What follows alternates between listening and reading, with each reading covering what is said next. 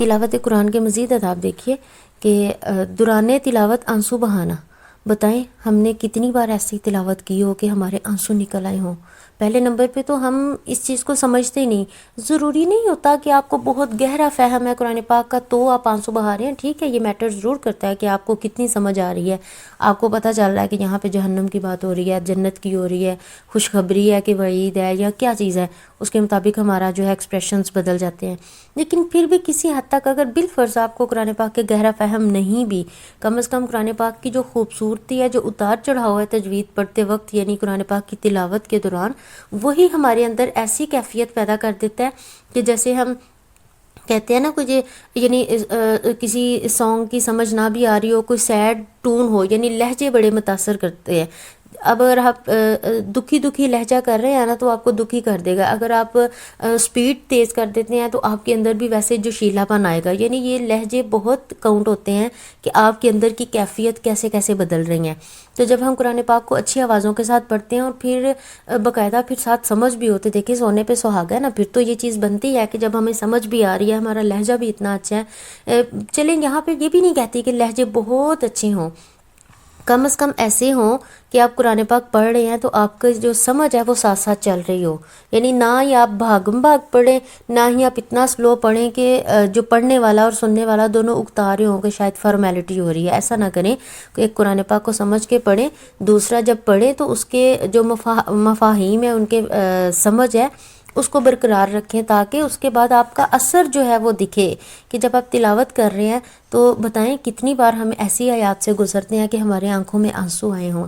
تو اس لیے تھوڑا سا اس اینگل سے پڑھنا شروع کریں گے. ابھی چونکہ سٹارٹ ہے آپ کا، آپ ابھی نئے سیکھ رہے ہو، آپ نئی موٹیویشن لے رہے ہو کہ قرآن پاک کی تلاوت کرنی ہے.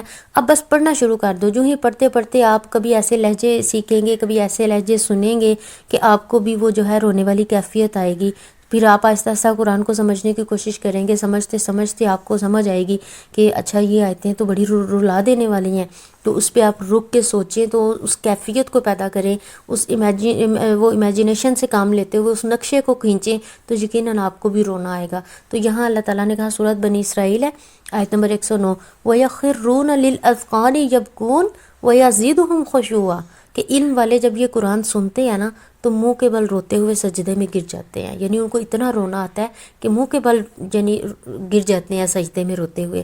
اور اس سے ان کے خشوع میں اور بھی اضافہ ہوتا ہے، ان کے اندر وہ کیفیت اور بھی آتی ہے. تو چلیں اب اگر آپ کو اس طرح پڑھنا نہیں آتا نا، آپ قرآن پاک کسی اچھے سے اچھے قاری کا سننا شروع کر دیں. جب آپ سننا شروع کریں گے نا، آپ کے اندر بھی وہ کیفیات آہستہ آہستہ آتی جائیں گی. لیکن اس میں آپ نے تسلسل رکھنا ہے. یہ نہیں کسی دن ایک دن جوش آیا تو ہم نے پورا سپارہ قاری کا سن لیا اور کسی باقی پورا ہفتہ پار کبھی سنا نہیں.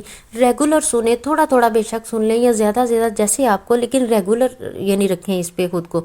تو جب آپ ڈیلی ایک قاری کو سنیں گے، اس کا اتار چڑھاؤ اس کو دیکھیں گی، اس کے لہجے کہاں پہ تھرا رہے ہیں، کہاں پہ وہ کانپ رہا ہے، کہاں پہ وہ رو رہا ہے، کہاں پہ وہ جیسے جیسے انداز سے پڑھے گا وہی انداز آپ کے اندر بھی اترتا چلا جائے گا. پھر ایک وقت آئے گا کہ آپ کو بھی سمجھ آنا شروع ہو جائے گی. آپ بھی قرآن پاک سن کے یوں لٹرلی رویا کریں گے اور اس کی جو لذت ہے وہ اپنی ہی ہے. تو انشاءاللہ آج سے ہم قرآن پاک پڑھنا اور ساتھ ساتھ سننا اس نیت سے کہ ہم اس کو سمجھ سکیں کہ قاری کیا بات کر رہا ہے. فہم نہیں بھی، ترجمہ نہیں بھی، پھر بھی اس کے انداز سے سمجھیں کہ یہاں پہ خوشخبریاں ہیں کہ وعید ہے. قاری کا لہجہ، قاری کا انداز، قاری کی جو وائبریشن ہو رہی ہے نا اس کی ٹون میں، وہ آپ کو بتائے گی کہ یہاں کیا کرنا چاہیے. تو آپ ویسا کرنے کی کوشش بھی کریں گے، تب بھی قرآن آپ کے اندر جو ہے وہ کافی حد تک اترنا شروع ہو جائے گا.